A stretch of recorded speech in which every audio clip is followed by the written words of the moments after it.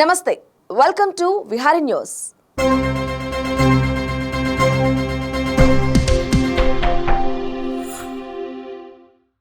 Ambati Rayudu Bharat cricket జట్టుకి ఎన్నో విజయాలందించిన కీలక ఆటగాడు.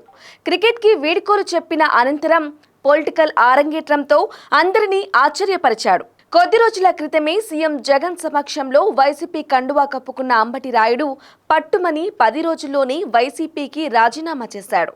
అయితే ఈ రాజీనామాకు గల కారణాన్ని ఎక్స్లో పోస్ట్ చేశాడు.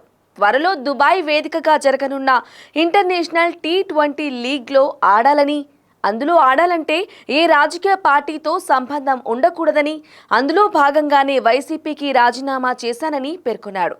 ఇది జరిగిన 2 రోజులకే జనసేన అధినేత పవన్ కళ్యాణ్తో భేటీ కావటం సర్వత్రా ఉత్కంఠ రేపింది. ఈ భేటీ అనంతరం రాయుడు పలు కీలక వ్యాఖ్యలు చేశాడు. నేను ఏపీ ప్రజలకు సేవ చేద్దామనే ధ్యేయంతో రాజకీయాల్లోకి వచ్చాను. నా కోరికలు నెరవేరుతాయని వైసీపీలో చేరాను. నా ఆలోచన ధోరణి, వైసీపీ భావజాలం భిన్నంగా ఉంది. రాజకీయాల నుంచి దూరంగా ఉండాలని అనుకున్నా. అయితే ఈ నిర్ణయం తీసుకునే ముందు ఒకసారి పవన్ అన్నను కలవాలని నా శ్రేయోభిలాషులు సూచించారు. అందుకే కలిశాను. నా విజన్, ఆయన ఐడియాలజీ ఒకేలా ఉన్నాయని చెప్పటానికి సంతోషిస్తున్నా.